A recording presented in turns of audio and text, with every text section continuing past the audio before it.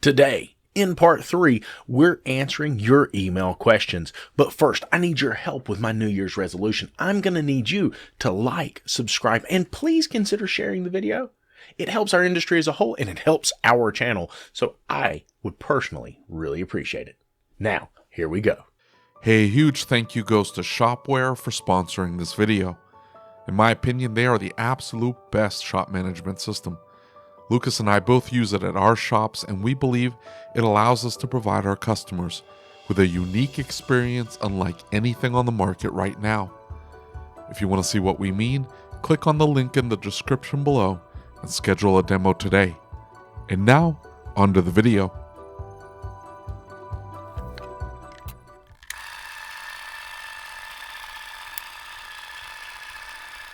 This one is from somebody that has a job. For a larger company. All right. My experience with Employee of the Month awards has been amazing. Okay. It's exciting when the shop recognizes the top performer each month. Yeah, I don't do them. My question is, how do you keep an employee motivated? Okay. How do you keep them from feeling overlooked when they're not getting awarded for Employee of the Month? I struggle with it myself. I do what I can to get motivated at the beginning of the month, but as the month goes on, it gets tiring. Okay. How do I stay motivated? For me personally, and I apologize if I'm answering all the questions. I'm not trying to answer all the questions, and I'm by no means like super qualified to answer the questions. I think I resemble that remark. Why would you throw that in there? Now nobody's gonna be like, oh, okay, well then I'm just gonna click off this video. Click. That's fine, right? I'm No, they have to watch all the way to the very end and then watch the next video. Oh, okay. And like and subscribe, because if they like the video, yeah, it helps the channel. And so, and they'll feel good about themselves. Share the video. Anyway, I resemble that remark, as in that I have a hard time staying motivated. I need constant, haptic feedback, if you will. I need, not from other people. I need to see the business doing well. I need to see things getting better. I need to see, right? And that's why I've always moved towards hey, another shop and a bigger shop and this and that. I need that, right? That's where my motivation comes from.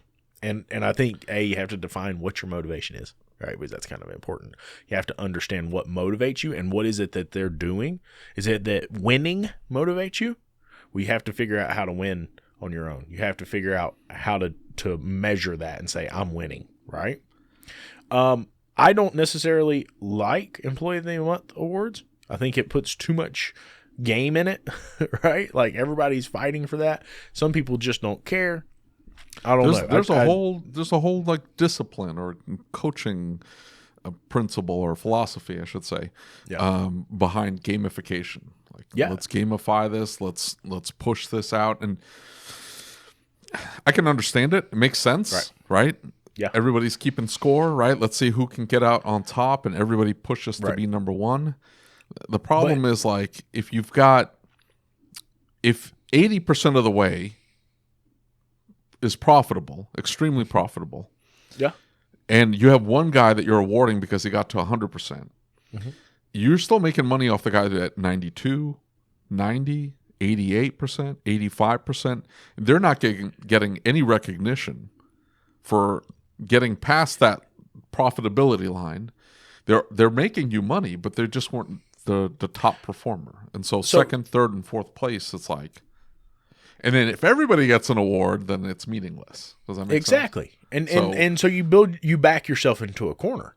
Back yourself into a corner, which might be, if 80% of the profit is being generated by that top performer or the top two performers, then it makes perfect sense to try to get everybody to hit that mark, right? Yeah. Let's get everybody fighting for number one, because 80% of our profitability. I mean, if you wanted to do a team award, I mean, it still ends up being the same thing, because even if you've got 4 teams of 3 and you're going to award the top 2 teams, it's still the same principle. I'm saying if your business is set up around 80% of the profitability being generated by just that top performer or the top 2 performers, then it makes sense to set up the Employee of the Month thing, because you want everybody striving for that. That's how you're going to maximize profitability. But in a shop, that's not the case, because you've got one.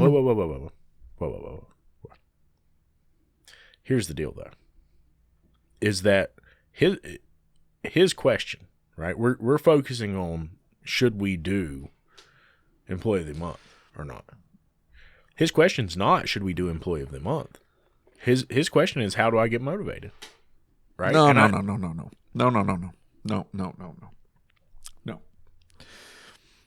We are destroying the Employee of the Month premise to show him that it is stupid and he needs to go find somewhere else to go work.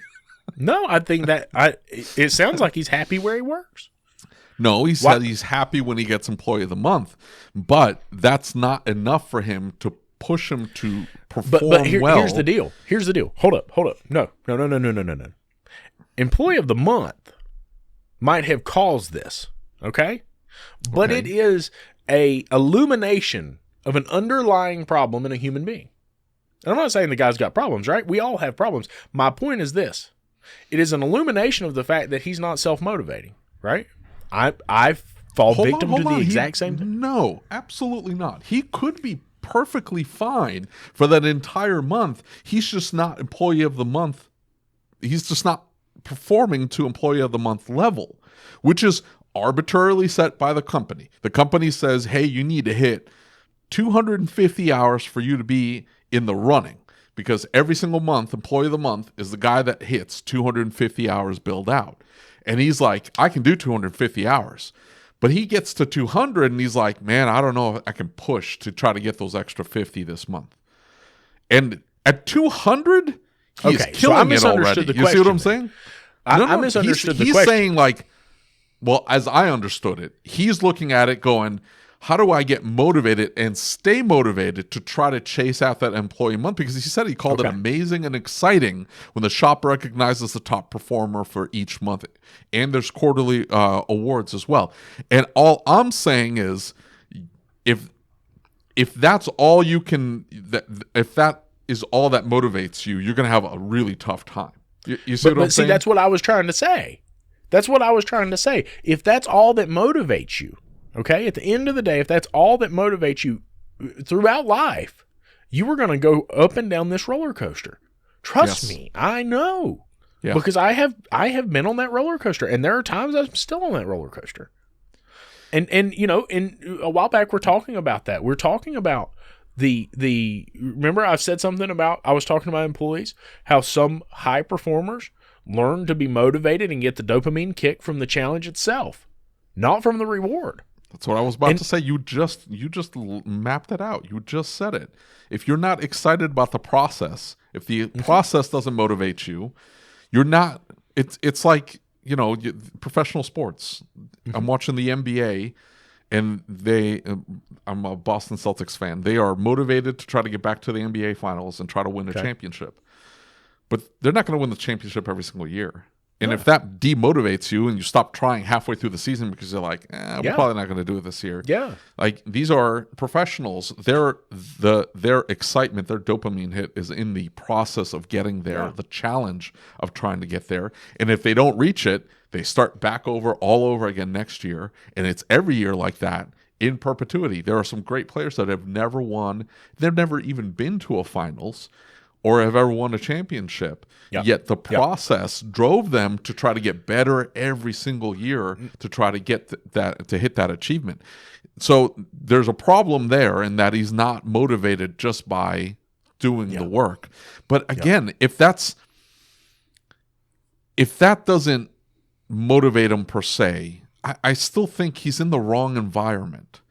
Because I think just look at my shop, right? For things to work at my shop, that person, my tech, has to be excited by the next possible challenge. Yeah. That next car that comes in is going to be possibly another interesting diag that I'm going to have fun learning on and diagnosing and hitting that result. And that possibility drives them to get that next car, and then let's see what comes out of this. Oh, that was okay, a dud, not that interesting. But the next one, who knows, right? For me, when I was working on the cars or doing any kind of diagnostic work, that's what drove me. You never knew what was going to come in. You never knew that this next vehicle could be interesting and fun, right? Yeah. And if you do it at a high enough level where the shop's profitable, we then work on trying to take care of the back end of what does 20 years from now look like, and are you going to be financially stable in order to generate generational wealth in the future when you're hitting your 55, 60s. We work on that, right? But that is generated by the work that you do today. So what motivates you now is the challenge and the interest from having that next car come in. But if he's only going after that, I just want that recognition, that employer. Well, I understand that. Hold on though. But there's a psychological aspect to that, right? There's an aspect of that we're not taking into account because we're focusing on the business. We're focusing solely on the business. We're not thinking about the human being on the other side of the business, right? And it's like I was taught to put 5 quarters in one pocket, right? And every day when you go in, you should give at least 5 compliments. So each time you move 1 quarter from one pocket to another pocket, right? And tell people, hey, you're doing a good job. Doing a good job. I really appreciate it. I saw you do this. This was good, right? Because sometimes they don't realize that they are doing a good job. I'm the world's worst for it. I yell and scream. It's okay. But I think about Justin Allen, right? And I think about the episode we did with Justin Allen a while back where he was talking about love languages, right? And as a business owner, Monique. Well, I know, but we talked about it with Justin too. Did we? But I think about it as a business owner because Justin and I have talked about this reason I'm bringing it up. Okay. I think about it as a business owner that I've got 4 technicians. I've got 2 service advisors. And each one of them have a different type of way that they view appreciation. What may look like appreciation to one of them does not look like appreciation to the other one. Sure. And so we have to look at that psychological aspect of it and say, how do I show you appreciation? How do you receive appreciation? Mm-hmm. Right? Yeah. Remember what Dutch said a while back? Like, well, I show them I appreciate them by writing them a paycheck.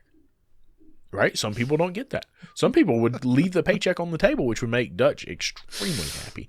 But in turn would take a different type of appreciation and run with that and do it forever like that. But at the end of the day, I guess what I'm trying to say is there's other things that motivate human beings. Yeah. And so I guess the advice is figure out what motivates, or figure out your love language, take the test, figure out what kind of recognition you want to see. Maybe it is awards or whatever, but there might be something else. But again, he's in a corporate setting. I'm telling him to quit and leave. That's what I'm telling him to do. Go find a different shop. Because he's in a corporate setting, they aren't going to tailor their operations around their people. They're going to take their people and pigeonhole into how they operate, and if you don't fit, you're out. Absolutely. Either conform or you're out. I agree with you 110%. All I'm going to say is that as human beings, we have a responsibility to motivate ourselves. As human beings, we have to learn what motivates ourselves. And here's the deal, is it's not about performance. When I say that, it's not about performing at a high level, generating a ton of revenue, making a huge paycheck. That's not what it's about. It's about taking your life from roller coasters and the up and down of life and taking it to where you can smooth it out and you have control over your emotions. You have control over your actions because emotions don't drive you anymore, right? Yeah. And one of the ways you do that is you learn what motivates you and you self-motivate to get yourself on an even playing field, right? And so if you can do that, it doesn't matter where you go. If you can self-motivate and you can be consistent and you do a good job, you can get a job anywhere you'd like and you can be consistent and you can most of the time rewarded for what you do. Yeah. Most of the time. You have to throw that caveat in there because if what motivates you and you are then if what motivates you and you end up producing a certain result and you are happy with that result and it doesn't match the desires of your employer, you're going to get fired very quickly. It doesn't matter how well you perform. I agree. The employer wants A and B, and you are delivering C, and you are doing C extremely well. They will still fire A you. and B. Ask me He's how not I know. interested. And look, here's the other aspect of that is I think we have to understand what the employer wants. Right? We have to understand what other people and other organizations and match it to what you can deliver. Absolutely. Yeah, match it to what you can deliver. You know, I see shops all the time, and I think about this, right? We always tell people to raise their rates. And you know, the raise your rates 2020 and raise your rates 2021, and now we're going into 2023. it's been a consistent thing, right? And I think about all these shops and they say, well, I couldn't charge that. There was a Euro shop in ASOG the other day that said they charged $80 an hour, and it's because nobody else around them could charge any more than that, blah, blah, blah, blah, blah. And I can't help but, Euro shop? Euro shop. And I can't help but think that it's not so much they can't charge that, it's they can't charge that for what they offer. And I think raising your prices is a true testament of your value equation. If you raise your prices and people start leaving, you either learn to bring more value, or you say, hey, I'm not providing the value that I should. I've either got to go down on my price, got to bring more value in, but it's a realization, right? If the people won't pay that for it, it means you're not bringing the value for it. I think demographics plays a very small part in that, but I think the majority of it is, am I bringing to the table the value that equates to those dollar bills?